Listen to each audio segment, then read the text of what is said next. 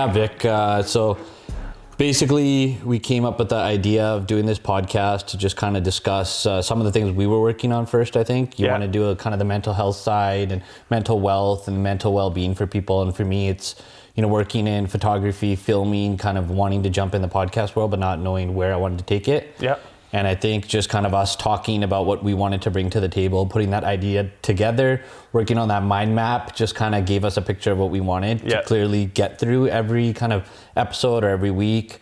And I think just this being our first podcast, first episode, let's just kind of discuss maybe, what we kind of did before we got into this podcast world and what we're thinking of accomplishing with this podcast and just kind of all the multiverses that are going to go with it. Yeah.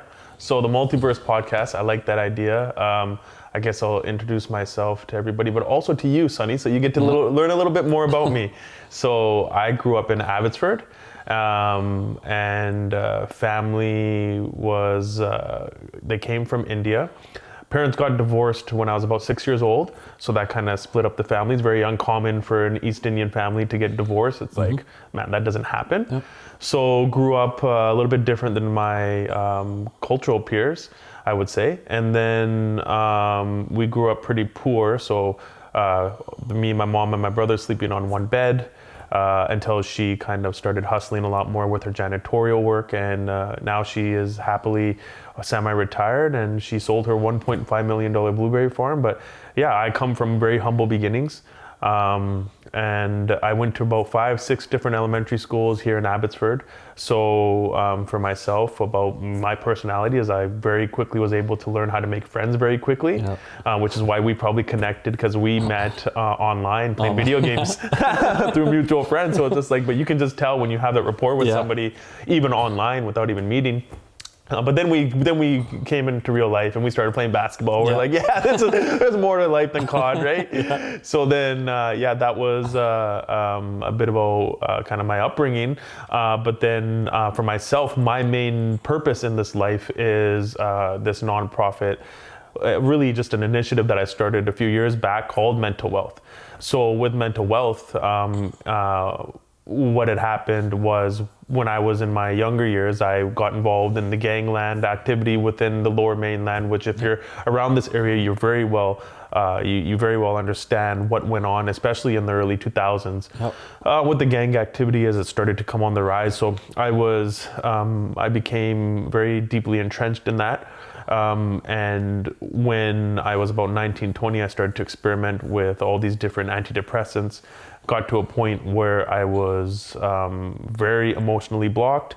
Somebody who I considered a brother, we'll just initial him H, was murdered. That put me in probably one of the darkest spaces I've been in my life. Was on antidepressants, couldn't and didn't know how to emotionally process that at that time. And then it led me to going into a psych ward where, in your early 20s, that completely wrote me off to the rest of the world. So any credibility I had with my friends and a lot of my family members had kind of gone down the window. I was once a nice guy that everybody loved, and then I turned into Vic, the crazy guy. So that was a long journey to overcome for about 10 years, and what inspired me to want to connect with other individuals to inspire them to better their mental and emotional well-being. So that's Mental Wealth. You and I talked about it briefly just in the beginning of the pandemic, but my work mainly consists with Mental Wealth I've had a one-on-one coaching practice, which I've done for many years. Then it started to turn into group empowerment workshops I've done with the youth, elderly, men, women, now working with the government, correctional officers. But really, I just started working with as many minds as possible, under the philosophy that I don't necessarily want to sell you a solution or a tool on how to better your mental well-being. I wanted to be kind of like that person who could almost create an environment where you felt safe to explore all the different traditional and non-traditional tools to better your mental health. That's what I realized after doing the work. So I'm like, I'm also a yoga teacher, but I don't want to sell you yoga as the cure-all to your mental and emotional ailments. And just because I had a really bad experience with pharmaceuticals does not mean that I want to deter you from trying something that could eventually maybe even save your life or somebody that you love. So I wanted to just be able to kind of hold space for people so that they felt comfortable trying. So that's the philosophy behind it. It's just like, I'm not going to have the answers for you, but I'm never going to sell you anything. So that you can realize that you can actually figure out your own mental wellness recipe through careful experimentation, which can be done joyfully. And if you're around like-minded individuals, you won't ever have to come to a space where you feel like, oh man, I'm doing this because if I don't, I'm fucked. Like if I don't do this, I'm gonna be anxious forever. My family members might commit suicide, or they're gonna be addicted to this drug, or whatever that may be. I want to be able to come to a space where I dealt with my demons and I became the person who I was when I was growing up. I still have that essence of I just wanted to make friends and connect with people for the sake of connecting from this beautiful space of love that I've always had inside me, that may have been muddied through my upbringing after high school, but it was always there, and that's what I wanted to do. So I tucked away the hate I had processed the hate I had for the psychiatrist that I dealt with, maybe some of the people that murdered H, you name it, man. Like it was a long road to kind of come back here. And then now when you presented me this idea of doing the Multiverse podcast, I was like, fuck yeah, Sunny. Because I'm very apprehensive when it comes to social media. I'm like, I applaud people who can go on there and create content and they're in a room by themselves and they're able to kind of speak from their heart. I need you to help pull that out of me. So that's what the beautiful part about this dynamic is, when you do this together, is like, I'm a people person. Like I didn't create mental wealth without other individuals that I worked with. Like the work that I do is very much inspired by the people that I work with, and I'm constantly, as it grows, it's like there is no growth without the interactions with the others and the people that I worked with and their feedback and what's worked and what hasn't worked. So that's the beautiful part about this, which is why I'm all on board for the Multiverse podcast. To be able to give mental wealth a bit of a little bit more of a boost online. But you know what? Other than that, man, I'm not that past though. That's the thing. So when we started talking about the different topics, and you created a very beautiful mind map, fucking just all the different colors of the rainbow, and it's beautiful. I'm like, man, this is beautiful. You got all these ideas and topics, sports and the culture, you talk about photography, you talk about investments, and all these things are beautiful, because I think at the end of the day, why we wanted to touch on the Multiverse podcast as just being very broad in terms of topics is because we are broad individuals. We're not maybe a certain set of circumstances within our life and we're like, hey, I'm just going to label myself the mental health guy or the yoga guy, or I was also a sales coach, or I was Vick a gangster, or I was Vick the guy that was in the psych ward. I'm neither my successes nor my failures. I'm Vick. True. Right? And I think that's what the Multiverse represents, as the opportunity for both of us to be able to dive deep into every aspect of ourselves. That's true. No, I like that. I like the kind of all the stories, and I can kind of already visualize some of the similarities we have growing up, just being in our brown culture and all the things that go on. And in our time of growing up was a lot different than what it is now. I think that time, like living in this kind of lifestyle of those 1990s to the 2000s, once we hit that high school period too, from elementary to high school, I think that was a really transitional time. Because that's when, that the Bindi Joel Hall, the gangsterism or whatever the word is, that kind of just came into our culture. And, that's the way we got to kind of make money out here and scare people, because, that's the only way for us brown people to kind of like make something of ourselves. So I think that was a lot of the pressure that, I felt. I was kind of in that world myself, have a lot of family, lost a lot of family too. And, the last probably like 5-6 years, a good amount of family that was in there. So I totally get the similarities and differences, but before we kind of indulge in that, I'll just kind of talk about... That's a whole different episode. Yeah, literally an entire episode. That's like a series, that's a saga. Yeah, that's a whole one. So my kind of background is I was born in Vancouver, first lived in Richmond for maybe the first year or two of my life, and then my parents, my entire family, so my dad's got his, 5 sisters and 3 brothers, and all of them were into the farming life. So we basically moved to Abbotsford, got into the farms out here, did a lot of farming work, grew up around farms my entire life, lived on a farm my entire life, basically. And then from there, just, went to school here in Abbotsford, was raised around here, just knew everybody in the local area.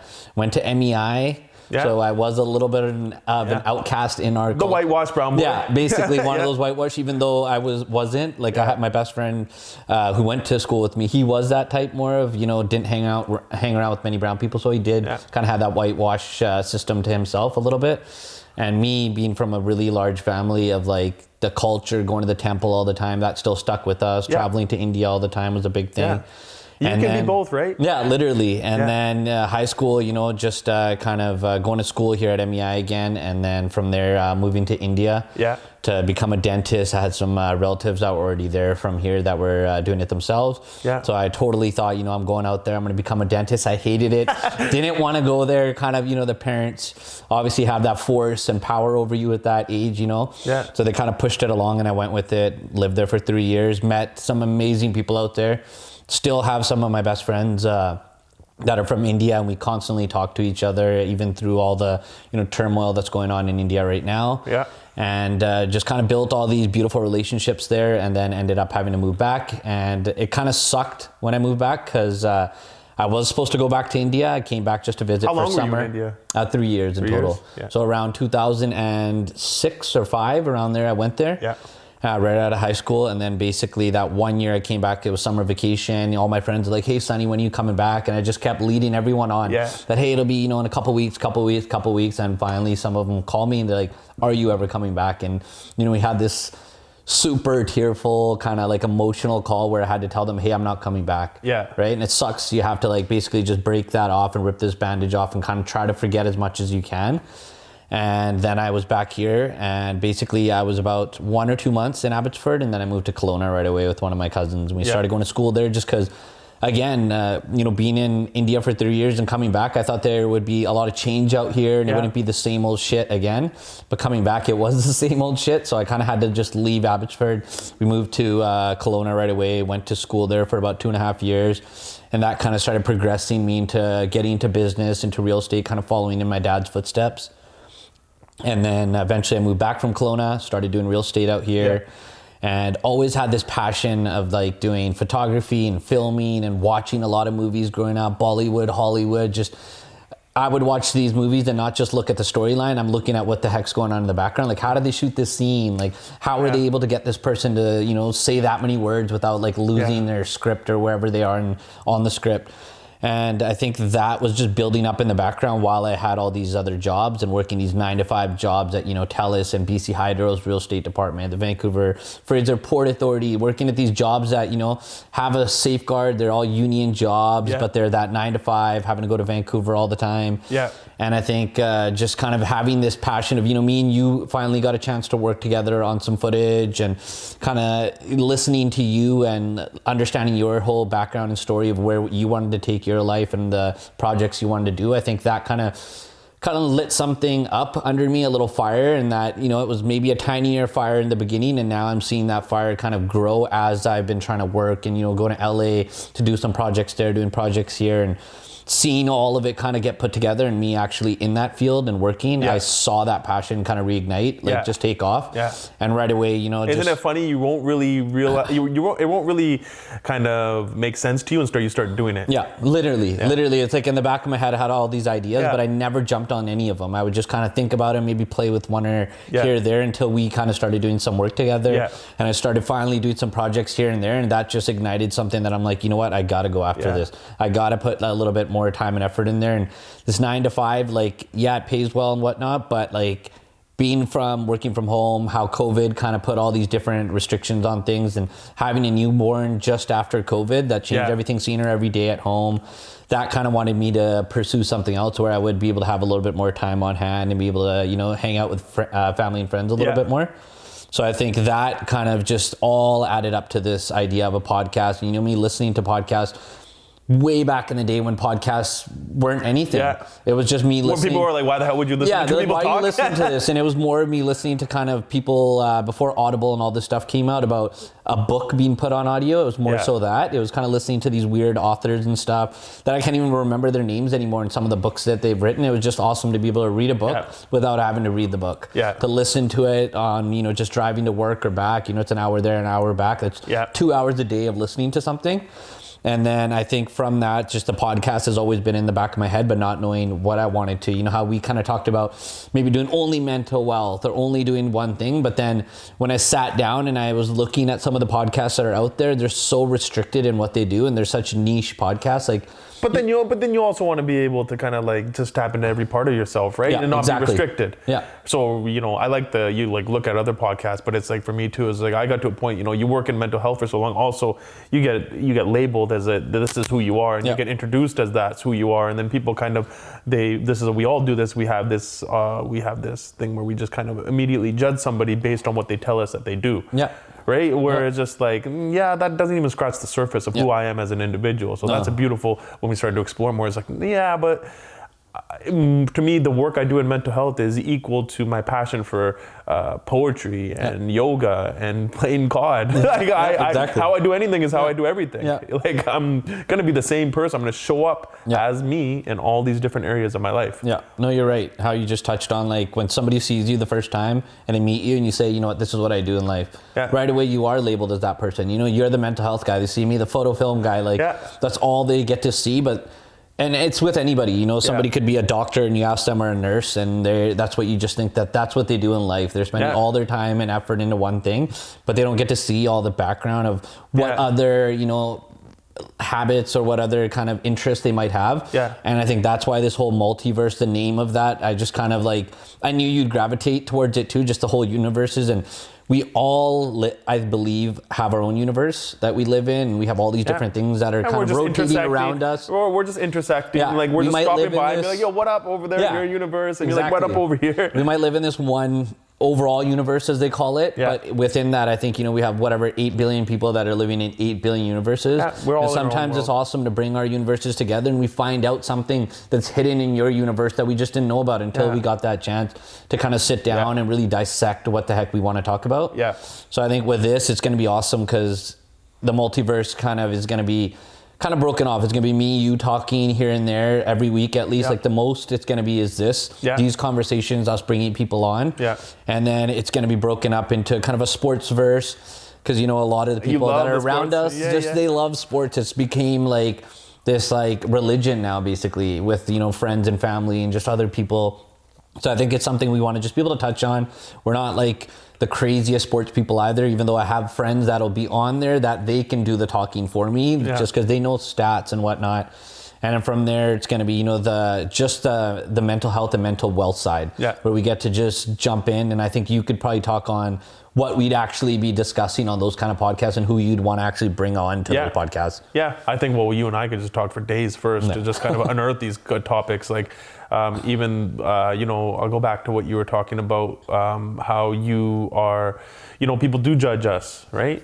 Immediately. And did you find that when you left India and then you came back, did you find it a little bit difficult to tap into that passion of photography, maybe just based around the other brown boys that you hung around with? We're Punjabi, right? Yep. Like you talked about the gang mentality, the mob mentality that a lot of Apne have when they get together. It sometimes can be very limiting to what you're capable to do because that's your chamber that you kind of communicate with and they're kind of echoing back their beliefs and what they think is cool and what they think is not cool. So the vast majority of the time, what I've seen even with a lot of my friends that are Punjabi that grew up, that parents came from India. It's just it's almost as if they've forgotten themselves amongst the crowd of people that they hang around with. Yeah.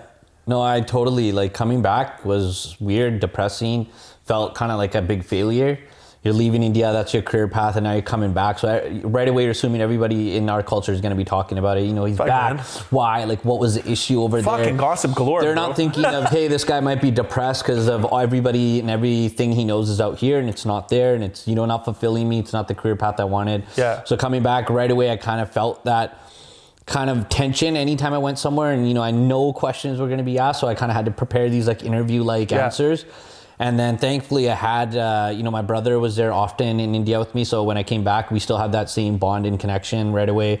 Then I had one of my cousins, Lali, who we, similar to COD, played Counter-Strike all the time. So I'd, you know, go to an internet cafe in India, and he'd be out here at weird hours and times of the day and night, and we'd play. So we had this connection still. So right when I came back, it just felt like, you know, I have another brother that I can just kind of lean on. Yeah.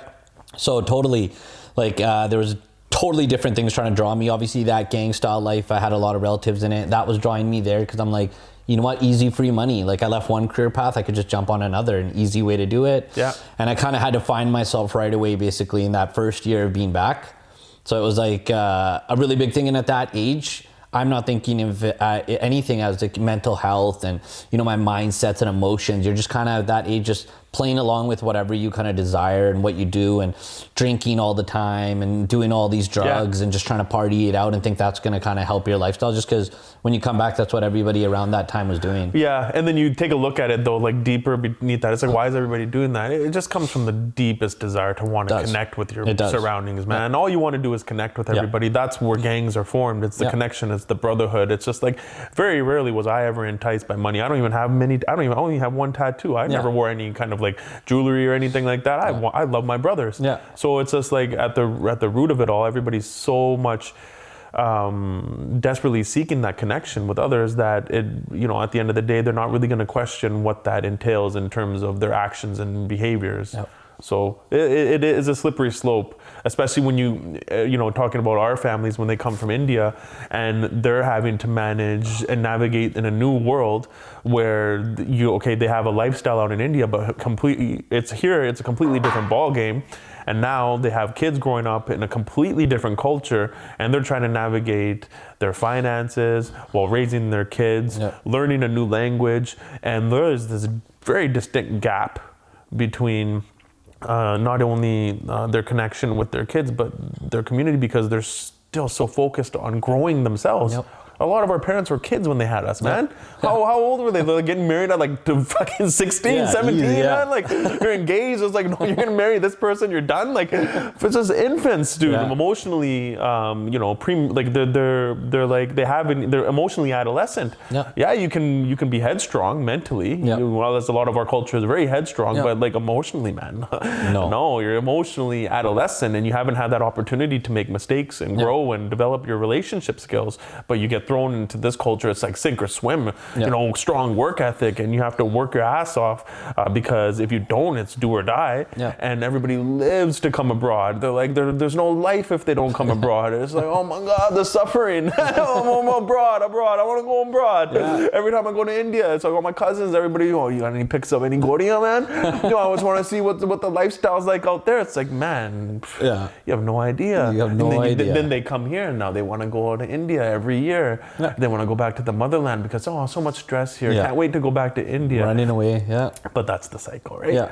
But then you take a look at like what's beneath that. So you can almost show a little bit of a grace to just our community, especially, you know, a lot of people who may have some not so positive, maybe not so positive outlook on our community, especially the men, because of maybe their affiliations, what they've done in the past, and the choices that they've made.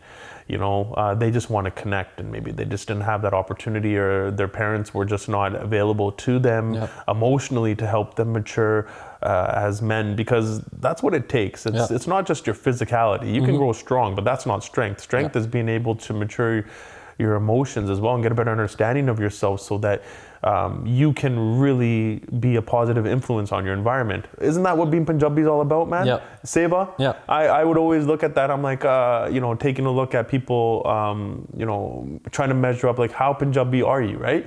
Oh, how much do you go to the Gurdwara? Yep. How good is your Punjabi? Yeah. How does your family household look like? So for me, right off the bat, I'm like, I was completely shattered if your parents are divorced. Yeah. And I'm always questioning, how Punjabi am I? So there's always that bit of a gap between myself being able to fully embrace the culture, but the lessons remain the same. I went to boarding school in India for a year. I remember going to the Gurdwara every day when I was younger and finding solace in my spirituality and not feeling the need to almost proclaim how Punjabi I am. Yeah. And not needing to compete with everybody else to show them how Punjabi I am. Yeah. Because for me, it came down to what's your seva game like? Is your seva game strong? Yeah. Not just at the Gurdwara. Yeah. No. Yeah. That's where you sharpen that skill outside the Gurdwara. Yeah. If your seva doesn't leave the Gurdwara, if your seva game just stops there, Yep. I'm just gonna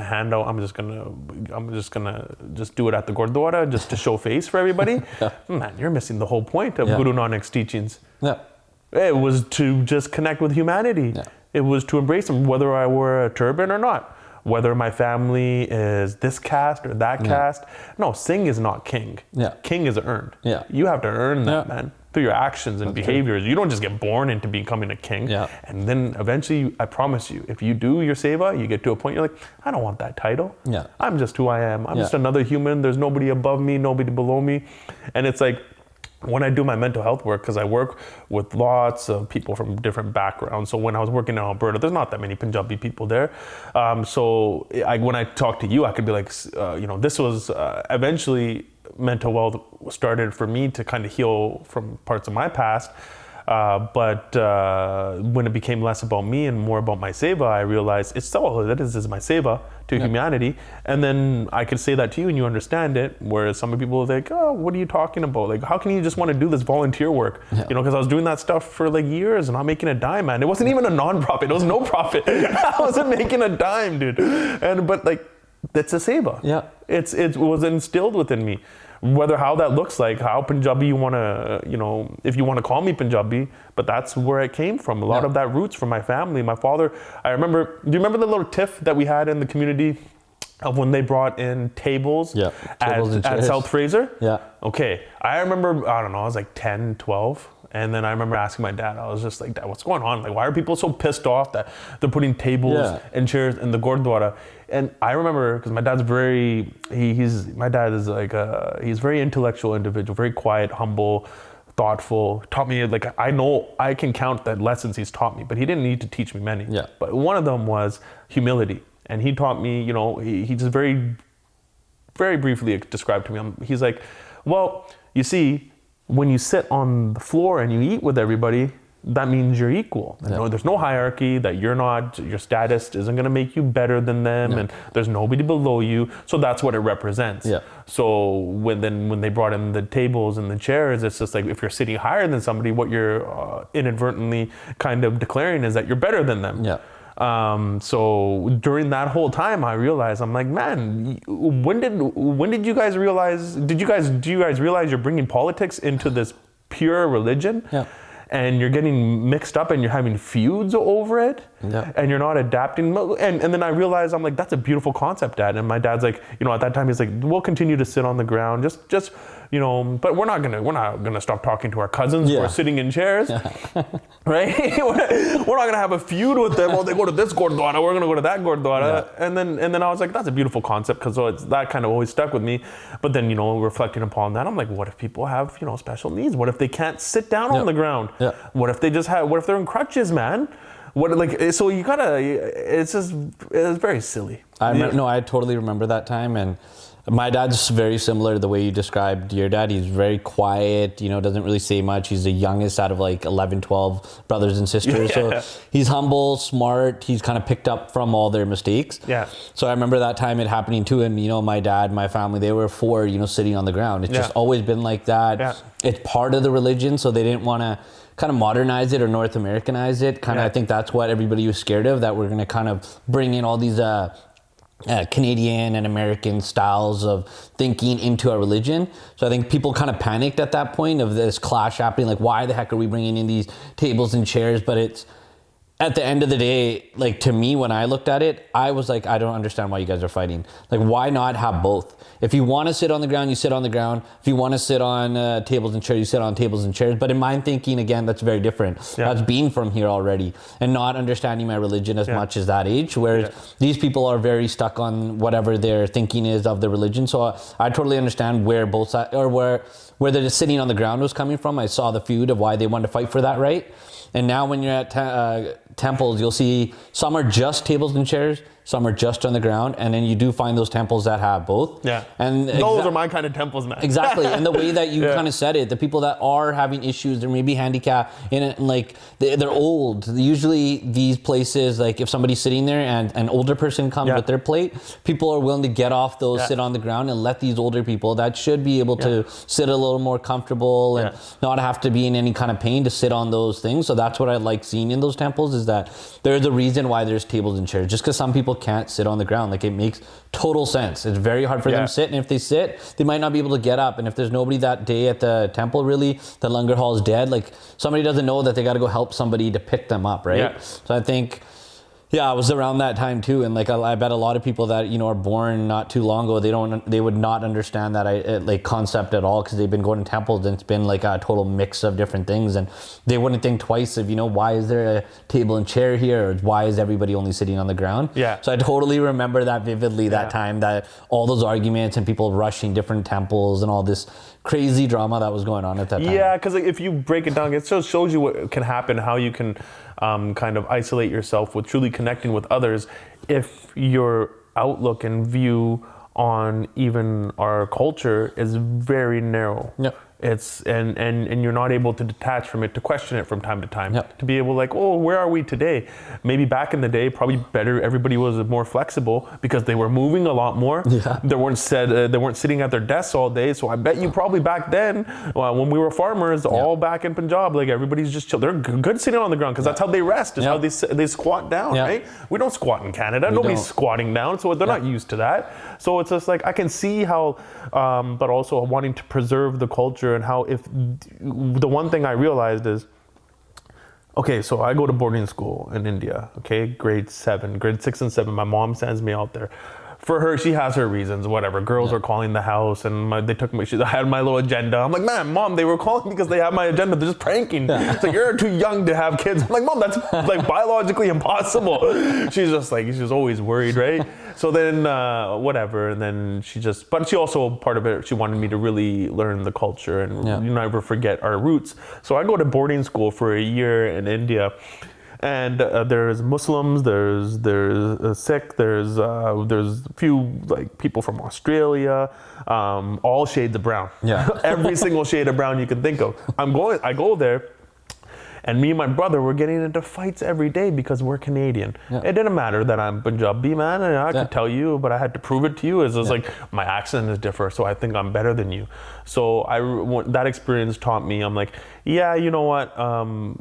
I remember having a little group of friends. One was a Muslim, one was like Hindu, one was like, we had this white guy, and he was in our group. He was from Australia.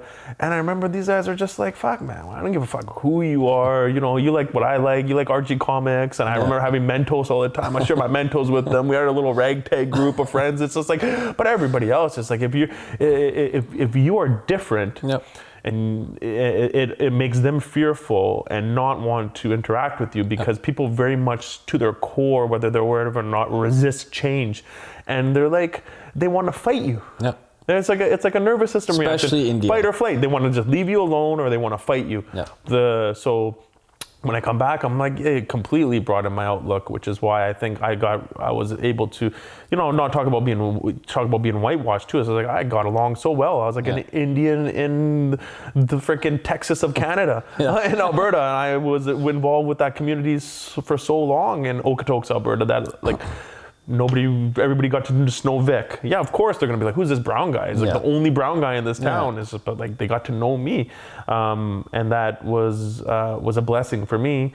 But doesn't mean I harbor any resentment towards my own culture, because I have so much pride in that. But I just wasn't able to connect with maybe the mainstream version of what it is to be Punjabi. Do you know what I mean? Yeah, no, like your story in India, like for me, when I went to India, so you went in grade 6, 7, and then I go, when I'm like 18. Yeah. So like it's a huge gap of, the time there. But when I go there, it's the same thing. Like I go to a school where it's mostly Hindus because it's kind of outside of Chandigarh. Yeah. So I'm going there and, my first day, like nobody wants to talk to me. I could see everybody's eyes on me. It felt like I was like, in Harry Potter when they first say his name, everybody's going, oh my God, Harry Potter. And I was like, oh my goodness, like I'm an outcast already. So right away, like I already felt this like reclusiveness to myself. Oh, like, they can tell. They can tell by your swag. They can tell how you walk. They don't even say anything. I'm not going to talk to anybody. I'm not going to say anything. Then one day, randomly, my cousin, and she was from here, and she walks in. She's like, was like a 4th year that time. I'm 1st year. She walks in, and everybody has to stand up. Like if you're a higher year than anybody else, they have to call you sir and ma'am and show you the respect of a teacher almost. Yeah. She walks in, everybody's up. I'm still sitting. I'm like, what's going on? Like, hello, ma'am. I'm like, what? It's my cousin. Like she walks up. She's like, Sunny. She's like, here, you talk to this girl, Janet. She's from New York. She knows English well. And this brown guy here, Kabir, he knows English well. So talk to them. Right away, she like introduces me. That's how I get my introduction. Yeah. So right away, I sit next to them and like, we hit it off. Like, obviously we could speak English. Me and this girl are from North America, so we already connect on that part. And then the guy that I was speaking to, he comes from a really good family, so he had all this English he could talk to. And then slowly, as that first year went, these people, you think they're becoming your friends, but they have that kind of, that little flight or fight. They're all wanting to kind of go against you. They might hide here and there. And then finally, I remember we had our mid-year exams, and some kid, like one of these kids, whips out like a cheat sheet, and they're all using it, and I'm watching. I'm like, whoa, like these guys are all getting away with it. Whatever, it comes to me eventually. I'm like, yo, awesome, like I'm gonna get to pass this and get like 100%. I get it, start cheating. The teacher that's walking around, he walks to the back where those guys are, and they say something to him quietly. I thought they're maybe asking him a question or something like that. Something's going on. I'm like, okay, cool, doing my thing. And then this guy walks around, he walks past me, and I have it all hidden, just like they were hiding it. Walks back down, walks right back up to me, and he's like, open that book. Right away, I open the book, there's that cheat sheet. So then I find out that, it was these guys that just wanted to get me caught and get me in this situation. And like, it put me in this whole other thing because my guy cousin from here was out there too. And he's a hothead. Yeah. So he, gives me a call after that night. And he's like, hey, how'd your exam go? I was like, oh, it went good, really good. He's like, don't fucking lie to me, Sunny. Yeah. He's like, I know the head teacher there, the guy that runs that department. And he called me personally to let me know that your younger cousin was caught cheating. I was like, well, this is what happened. And he told me, kind of gave me that breakdown since he'd already been there for 4 or 5 years. Yeah. That, hey, you know what? This is what you're going to have to go through. That these are the kind of people that are out here. They're just scared of you. They're not bad people, most of them. They feel scared of you because they already think that you're probably coming in there thinking, hey, I'm just like some higher hierarchy person. I'm going to come here for a little bit, start around, throw some money and go back to Canada. So they had that, and I had to actually sit down with a lot of these guys that lived in the hostels and kind of hang out with them, tell them about myself that, hey, this isn't me. And, some of them obviously were going to stay with the same attitude. They didn't want change. They've already kind of, their CPU. Yeah. Their brain has already determined how they're going to interact with you based on... And their memory's maxed out. They're not adding anything to that CPU. They're not adding... Maxed out memory. They're not open for connection, not open for interpretation. They don't care. They're not going to... Even if you bring a translator, that's a very... that's what you see. But it's also kind of like... it's disheartening. You want to connect with people that you share the same lineage with, like our ancestors all come from the same place. There's a certain pride there when you're a Punjabi and you're like, oh yeah, we were warriors. Yeah. We're like spiritual warriors. Yeah. That's fucking pretty cool to think about, right? Like that's where we come from. Yeah. It's just like, but we're also very humble and very kind. And our religion teaches that you can be open to all of the religions and learn from them. And seva is something that's a staple within our religion, is to give back selflessly. Like you can't be Punjabi if you're not selflessly giving back to your community and humanity. And it's like, that's fucking beautiful. How beautiful is that concept? And then I think it just gets muddled, and then 100%. You take a look at where we are, and Canada had its part to play with it, but we're responsible for it. Don't blame the country. Don't blame Canada. Don't blame your circumstances. It's just how we all as a community fumbled the ball. Because if you look around, no, man. We'll take the outside world. That'll be a different topic for a different day. But if we're looking at our culture within Canada, we collectively fumbled the ball. Yeah, we did. We did fumble the 100%. ball because, like, you take a look, it became all about, one of the driving forces became all about, there was no community. It was all competition. Yeah. You can't compete within community. That doesn't make sense. It's like oil and water. Yeah. Like, either you want community or you want competition. Yeah. You can't have both, man. No. You can, if you want competition, at least come out and say it. At least have the, but you're not that many people are self-aware that that's what they're doing. They're just conditioned to behave that way. Yeah. They're competing with their own community for the sake of what? Something's this kind of egotistical belief that they have to prove their worth through their materialistic goods. Yep. No, so you're 100%, you hit the mark on that. I think we did lose that because growing up, our parents teach us like seva, like in the temple, do the seva there. Go sit there and sit back there and just basically give people food that you're sitting there and then you're done. Like, no, our parents, maybe they were too busy at that time with, what they had to kind of do because they were the first generations that were here. Yeah. And they didn't get to teach us that there is seva beyond the temple. Yeah. You can do seva at home. You can do seva in your community. I think that's where, the starter seva, man. Yeah, that's like the starter. That's just teaching. No, you're right. That's a beta. Yeah, that's a exactly. beta test, that's man. like the starter. So I think that's where it got muddled, is that it was always kept at the temples where the seva happens. Nothing happens outside. So a lot of generations, a lot of us around me, I barely saw anybody ever doing seva outside or community work until I got a lot older. And then, there is those outliers that are, somebody that maybe their parents did teach them what seva and community is, and they're the ones doing it. And then you see them, like, holy shit, like I could have been doing this my whole life and got the people around me to do this, but it's just something that wasn't instilled into us. Yeah. It was just, hey, at the temple, you do your seva. Once you're out of there, just forget about it. Yeah. Next time you go to Gurdwara, just be ready to go back there and serve people food. That's about it. That's where the whole initiative of seva was. Yeah. So I think that's where I know 100% that's where a lot of it got muddled, because now we see nowadays growing up all the communities that are connected. How you said there's community or there's competition. And we see, the Asians, the Chinese people out here, how much community they have and how they like to build everybody with one another. Yeah. Jewish people, they get a lot of hate on them, but I think one big thing they're about is community, working together. Yeah. If there is competition, it's going to be competition together. Yeah. It's, hey, we should get our community to the top first and be able to help other communities, obviously, but only have competition if our community is doing well. Yeah. And then again, any other type of, I can't even remember what other kind of groups that are very similar to that actually they talk about, building up your community first and then thinking about everything else. And I think India, being such a big country and having all these different religions, and these religions obviously growing and then moving out of the country, as Sikhism is one of the biggest traveling. It's fastest growing because of it's growing so rapidly, and a lot of people that aren't even from India that are really resonating with it. It's because of its core values and beliefs. I've met people that have studied the religion who, in my view, they represent it to the T. Yeah. Because they didn't really come in there with this like cognitive bias of what it means to be Punjabi. Yeah. Meaning like they didn't come in there kind of being expected to be Punjabi or expected to do the seva. Because if you're just expected to do it and not to go through the experience of what it's going to teach you,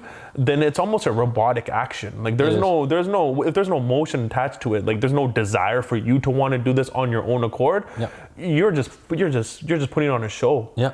You're just putting on a show, and then you're not going to get the actual benefits of what seva does, because it is selfless, but there's something about it that it is very I think it's like it restores my vitality every time I do it. Yeah. There's nothing that like almost like your mind could be in a million different places with your relationships, with the economy, with the world, the state of world affairs, is how everybody's talking about it right now. But when you are actually putting yourself in that act of giving your attention, your energy towards another with no expectation of a return, it is like a system refresh for your spirit.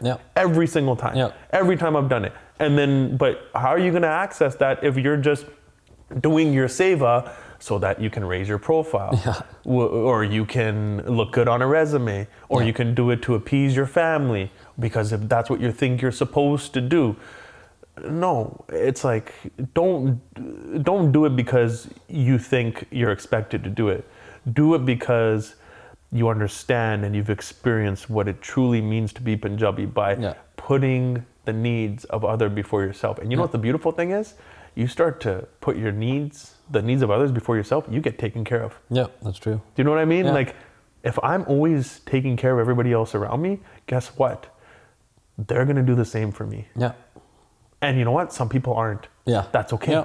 But I promise you, out of all the experience I've had in my life, you ever heard there's like that poker analogy where everybody always remembers their bad beat? Yeah.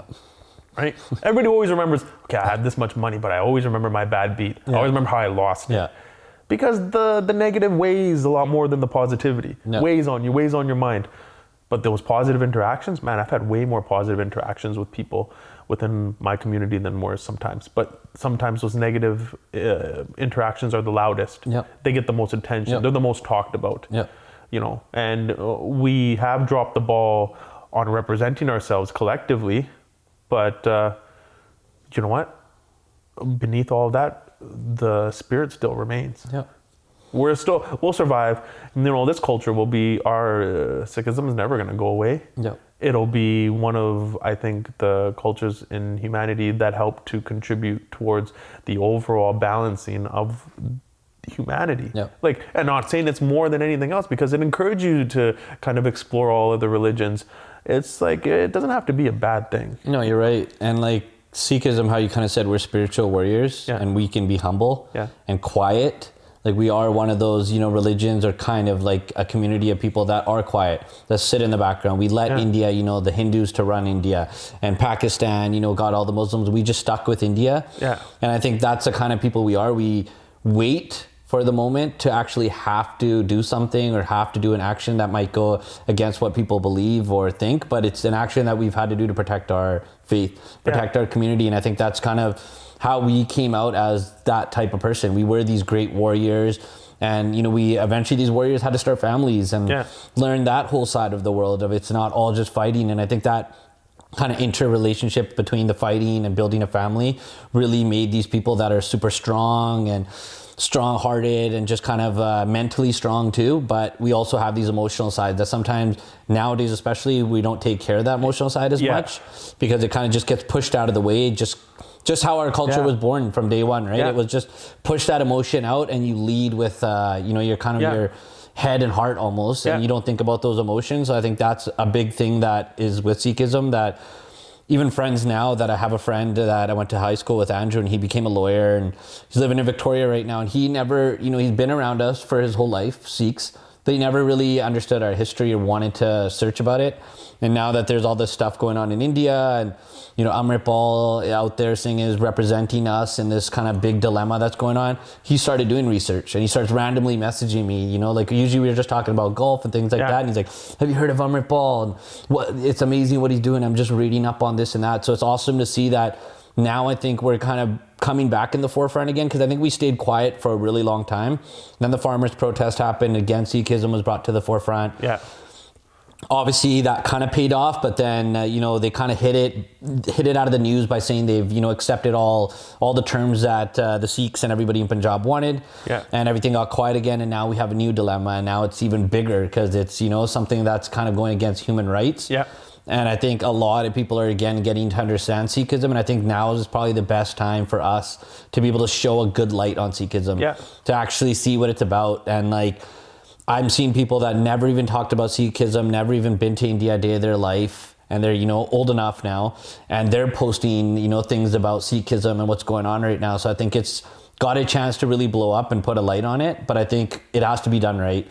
And that's, I think, what we want part of this podcast to be, is obviously like our community is the forefront of like everything that we do. It's just always there, no matter what. It's always there, and you know, it's always there. Even when I said at the beginning, I was like, I hold no ill will or resentment. I do a little bit. As we're talking, I'm like, fuck, man. I've had so many, you know, I've made so many friends. Like, for me, it was very easy to make friends growing up, but like there was always this kind of like, you know, this mentality that I didn't agree with, that was just like, you know, it's funny, even though I was involved, I wouldn't call it a gang, it was a brotherhood. It wasn't a large amount of guys within it, But like even taking a look at all the other gangs, I was just like, man, I'm not like that. Like everybody is dressing the same, the same slang. They're just making decisions based on what the crowd is doing, which is 99% of any human on the planet. If you put a monkey with some monkeys, they're gonna swing through the trees, man. Yeah. You put some fish in the water, they're all gonna swim together in a school, right? And they're in a school of fish. They're gonna get together, they're gonna congregate, and they're gonna share they're gonna adopt similar behaviors and habits and thought patterns, and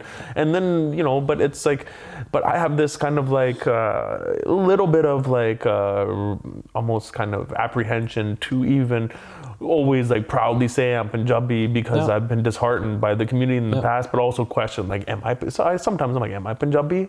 Like, am I Punjabi? Like, do I get to say that I'm Punjabi? Or do I just get to fucking, maybe just like I'm brown, so I'm just like, maybe I get a free pass because the color of my skin matches the color of your skin. It weighs on you. You think about it sometimes, and I start to think. You talk about having kids. I'm like, I was just thinking this the other day. Am I gonna, my Punjabi deteriorates if I don't speak it because English is my first language. So it's like am I gonna be able to teach get my kid Duolingo? Like, man, you figure it out yourself. Like, you're gonna have to teach yourself Punjabi because your dad forgot how to speak Punjabi. But am I gonna do that? Yeah, it's important to me. But I think if I were to kind of like narrow it all down, what do I want to pass along to my children, and even the work that I do, where I want people to know like where that seva comes from, is just like, a lot of that comes from like my mom and my dad and those beliefs that they grew up with, and they're good, pure hearts that were not just given to them, that were nurtured through their own interactions, but also what they believed in through partly because of what they experienced within our culture. Right? Like if we were to do a little bit of a spring cleanup, what I would say is, let's drop all of these preconceived notions. Let's just start from scratch again, right? Let's do a system refresh spiritually, mentally, emotionally, with our entire culture. And let's just take a look at where we are at 2023 and accept where we are as humanity. We advance very fucking quickly, okay? We are fucking light years ahead of where our parents were and where their parents were. The gap between, where our parents were with our grandparents, and our gap between our parents, man, you can't compare the two. We're fucking light years ahead of them. There's a big disconnect between the elderly and us because they don't understand what's going on. They're very apprehensive to even get on a computer. It's like the fucking Antichrist. Like, I'm not going to get on this computer. It's going to fucking blow up or something. I'm just afraid. Again, afraid of change, right? So like, so much has happened that if we can come together to do a bit of a cultural reset, I think it's imperative to just start from scratch. Start with some seva. Outside of the Gurdwara. They don't necessarily have to be Punjabi for you to do your seva. I always thought that was beautiful. Like, what if that was what Guru Nanak was trying to teach, is just like to just be open, almost like not a religion but a philosophy, if you will, right? Like almost like Buddhism, whereas Buddhism is a way of living. It's not a religion. Like you don't have to sit in the Gurdwara and recite Ardas and sit there all day and that's what makes you Punjabi. But if that's what you do, the more power to you. But I'm saying, like, you can also spread that love and become a spiritual warrior within your community, to be a pillar within the community, to work alongside of other spiritual pillars where people's backgrounds are maybe Christian or Muslim or they're atheists. Some of my favorite people are atheists. Like I'm spiritual, but you know what? At the end of the day, am I going to fully Punjabi? Probably not. Because we all come from one source. We all come from one source. Am I going to identify myself as Punjabi? Again, this is a motherfucking multiverse, man. There are many different components that made up who I am. And Punjabi is one of my pillars. Sikhism is one of the pillars. The culture, India. I come here. I've been to India more than some of my friends who have Judas, and they go to the temple, like, and they speak more fluent Punjabi than me. I've been swimming in our culture, man. I lived in India. I grew up. I went there after H was murdered. I lived in there for a year too. I went out there, and some of the happiest times I've had are with my family and just seeing the sunsets. I don't care if it's pollution, man. It's beautiful. I don't care. That sun's beautiful, dude. I think that's another misconception that people here have. They go there once. It's their first time there. They're in the pind. Their entire trip, they're in the pan, shitting, pissing, everything out that they eat. They're not used to it. It's culture shock. They're not used to it. And they have to understand you're traveling somewhere that takes a day to get there, first of all, which is not normal to fly that long. And you're in a whole new place now, you're already tired and you're agitated. Yeah, you don't have hot water. You don't have anything that like you normally would have, even though now it's gotten a lot better. So they have this misconception of this is what India is, and they're done with India. They go that one time, and now they're going to tell people that. So now it's kind of giving them a misconception of not wanting to go to India because they haven't experienced it. Everybody around them says it's so bad, and they don't get the chance to see it. And we've been there. Like, I love going to India, honestly. Like, I want to have a second home in India just because I love the family that I have out there. And, a lot of them didn't get the opportunity to come to Canada and, get the benefits of living here and kind of, the non-benefits of living here too. Because when I see them, I see so much less stress and, they're just hanging out at home with all the family, all the grandchildren are living together. Everybody's there. So I get to see like all that, and going back every year, just being able to kind of see the changes in India too, because they're understanding that they have to kind of modernize a little bit they too. kind of go with the times. And now they have all these new hotels and all these other places you can stay at. You don't have to be stuck in the pin anymore. Right? There's a lot more to do. They want to accommodate the like I'm always trying to promote India for people to go now. And if they need people to go with, I'm always willing to go. I'll tell you the kind of time I'm going. And just come along, and I'll show you the main locations, main areas, because I like to visit places when I'm there over and over. I don't care. And I'd be able to show people a good enough time that, you'd be like, I want to go back to India. Like, I liked it here. I met these cousins that I'm cool with, and this area I really loved. I'd like to bring my significant other, maybe other friends and family, and do a little trip there. I think there's a lot of disconnect and misconception on what India is like. Just because people have been there once or twice, or they've heard it from a friend or a family member that it's just not a place to go. I agree with you 100%. All right. Well, if we're getting, I think I have some final thoughts for this, our very first episode. So good introductions, but I think what I really want to touch on is Seva. Okay. What is Seva? All right. We're going to do a little bit of a modern update with Seva right now. All right. Take the Seva out the Gurdwara, and can you show that same love and kindness for somebody who doesn't have the same color of skin as you, is the same sex, is the same, is politically aligned with your ideas and ideologies? Can you do that? Can you show somebody love without receiving that same love in return? That's Seva. That's 2023 Seva in Canada, amongst a wide diverse of different cultures and backgrounds. That's where I think if we can help to kind of inspire our community is, why don't you take the Seva out the Gurdwara and put it into the community and not kind of not choose sides. You're right. And who you're going to support and service. Right? No, just how you're talking about that right now, I was thinking in my head, like, eventually, when this podcast kind of grows and we get a bigger following, like, I think we should make that a pillar, definitely, the Seva side. And maybe, I love, obviously, creating content, editing and all that. Like, definitely reaching out to our audience and just people that just we know that, hey, you know what, maybe do some Seva and send us a video. And we want to put it up and show that, look, these are all the people. It could be different walks of life. You don't have to do it for our community only. Just show that you've done something and be able to send it to people like us, so we can just spread that message out there and show, look, this is Seva. It doesn't have to be, you have to donate $1 million to be somebody that's doing Seva. No, you don't even have to donate. Just being in the presence of some other people and showing your gratitude and being humble and just helping them with whatever need every time when you wake up in the morning before you go to bed, you have the opportunity for some Seva with your family, with somebody who has a flat tire, opening the door. I don't care. It's not chauvinistic. Just open the door, man or woman. Just open the door, okay? Somebody's behind you. You can just be respectful in traffic. You see somebody having a hard time. You see somebody who's in need of money. Instead of giving them money, give them some food. Right? You see somebody panhandling, give them some food. All right? You can, their Seva is take it outside the Gurdwara and apply it to your lifestyle and your way of being. Then you become it. You're not going to have to act it. And then like I remember when I was doing all that no profit work, I was organizing community festivals, open mics for kids, adults, business networking events. I was doing all these free mental health groups.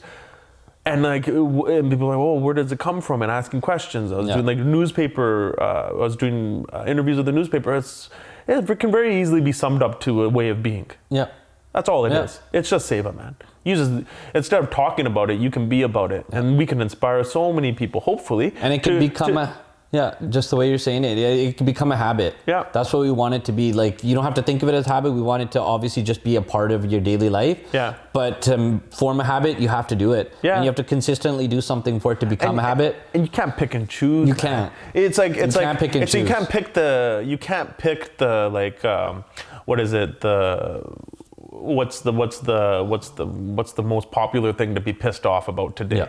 Okay, you can't just pick, I'm gonna go join the LGBTQ community and march with them, or the Black Lives Matter gang, and I'm gonna go with this anti-establishment gang, the pro-vaccine gang, the anti-vaccine gang. You don't get to pick and choose. Yeah.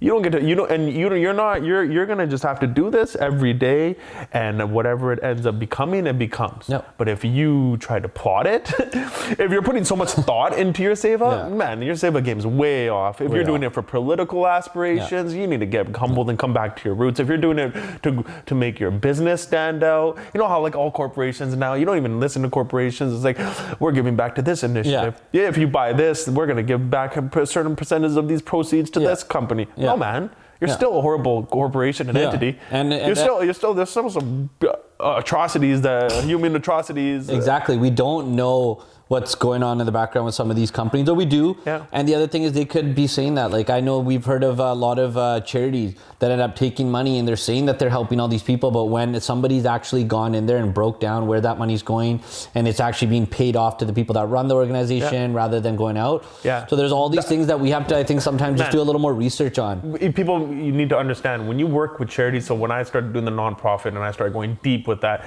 I started interacting with all these charities. I actually started working with the Alberta government too to put on different events, because they saw that a lot of my events were gaining traction.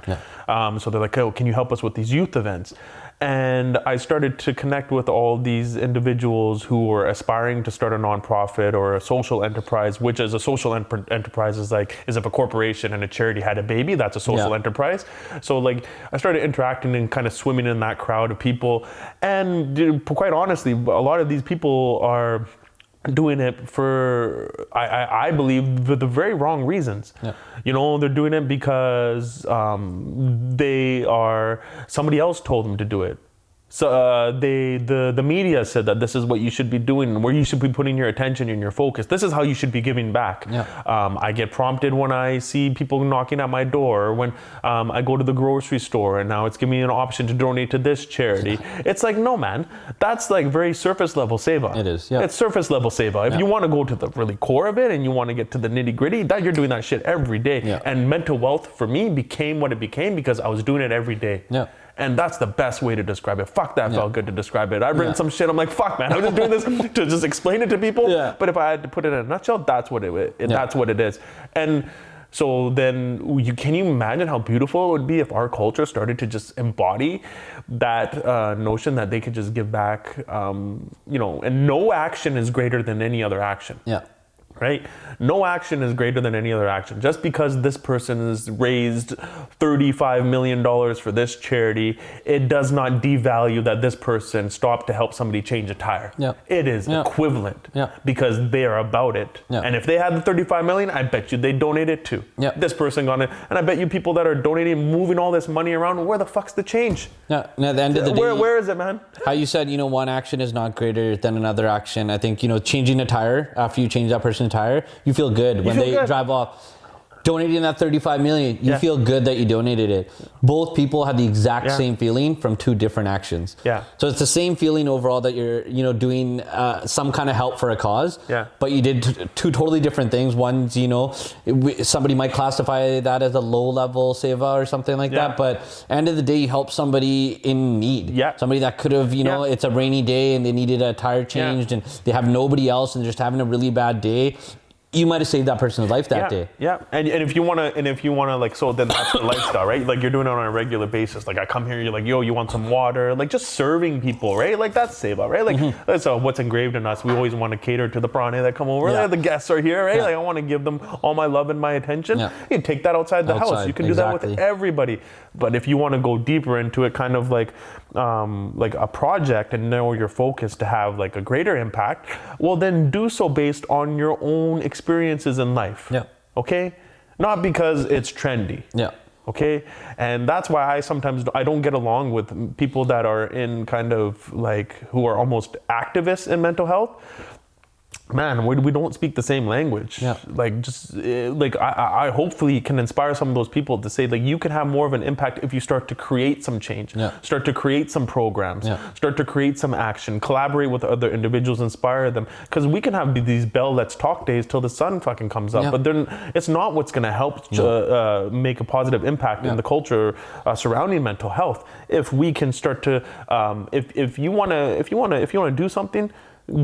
You want to start your own thing? Good. Start your own thing. Create some kind of initiative that is a service to people, right? We've raised enough noise. Okay, just create a service. If you don't want to, do it on your own, go and study and research mental health initiatives and be very careful about who you align with to ensure that their bottom line isn't to generate revenue so that they can pay off everybody within their organization. And these CEOs have fucking 100K, 200K, 300K salaries.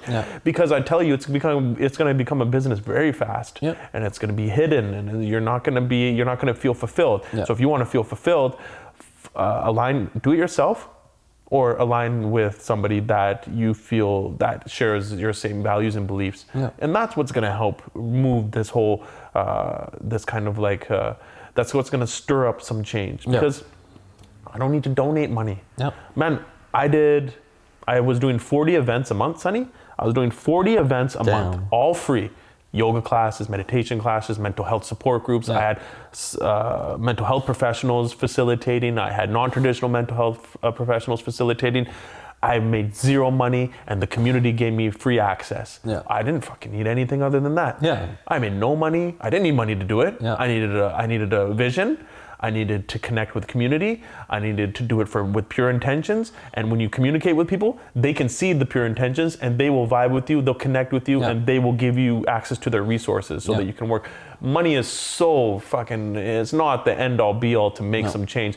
If the work that I've done, I didn't need any money. And that's so inspiring to me to think about and reflect upon. And I bet you there's so many other people out there making that change with their Seba game that aren't making a dime. And again, it's not just the 40 events a month. There are the people out there that are volunteering for their kids' school events, that are donating their time, that do it on a consistent basis, that are stopping to change tires, that will hold open doors for everybody. They're the type of people that make the world go around in a beautiful way. Without those people, man, society would collapse. That's true. So let's take the Seba out the Gurdwara. No, I think that's something we're probably going to be touching on definitely a lot. It's just constantly bringing that up. And I think, now we obviously want to kind of target, I wouldn't say target, but I think our audience would be, people our age. Who's our audience? Who are you? Whoever our audience is. Who are you? Older, our age, but the younger one is always going to be important because, having a daughter myself, I didn't really pay as much attention. I had, an adopted younger sister, obviously, growing up. So that's when I kind of started paying attention more to the youth and kids around me. And then now having a daughter, I kind of get to see how fast they learn from us, how fast they grasp our ideas and our ideology and the little things that we do daily, the way we speak, talk, move, they're mimicking us. So I think in the future, obviously, what we want to do with this podcast is obviously reach everyone we can, but definitely do a lot of initiatives for the youth. That's something big that I want to take on. And I remember us talking about it too, doing like those, like the Big Brother kind of programs and things like that. I think a lot of those programs have gone away. I think there's not as many as there used to be. Like I remember when I was in high school, it was a big thing, a Big Brother program. I had relatives, cousins that were part of these programs helping young kids. And now I don't see those same things. And I think now is the toughest time that we've probably seen in humanity with us changing into technology, easier ways for people to get into stress, depression, and just emotional instability, I think, right now. So to tackle those, we're going to definitely be talking a lot about Seva, a lot about just helping the youth and what can be done. And definitely I want to bring up Kids Play Foundation, those kind of organizations that are putting their time and effort. And how you said, it's not always about the money. Yes, the money does help some organizations run and be able to provide these children and other people with things, obviously, but it's more so putting that time in and then, you know, getting something out of it, and that getting something out of it is helping whoever you're trying to help. Yeah. And seeing that being achieved, I think is going to be awesome. Yeah, 100%. And then for any listeners, the handful of people that will listen to this for the first episode, just know that we're human. I'm going to say shit. Sometimes it's not going to be filtered. Sometimes it's just like, I'm going to look back and I'm like, that was stupid. Fuck it, that's not. But at the core of who I am, I just hope it will come across the pure intentions. Yeah, no, that's true. That's true. We will at times say things we might not know at the moment we're saying, and they could be, you know, obviously something somebody doesn't like or someone does like, and, you know, we apologize ahead of time if it is something that's kind of way outside. Maybe no apologies. No apologies. It's human. Yeah, that's true. We're human, man. That's true. Just know, like, be able to, like, our audience, just know that we're gonna, like, probably, I would say, out of this entire conversation, 75% of it I was on point. Sometimes my emotions come up, and I can tell when we're talking about our culture, and especially I have a very strong relationship with other, like, charitable organizations and stuff, and can come across as like I'm angry and that's stuff that I work through, but it's through some bad experiences that I've had with these people that I just lost trust and faith in them. So sometimes it's going to come out a little maybe aggressive, but, you know, that's just life. It's just life, man. I'm not going to make any apologies for any of it, because we can't make apologies for the things that we say, man, because then there leaves no room for error, human error. It's natural for us to kind of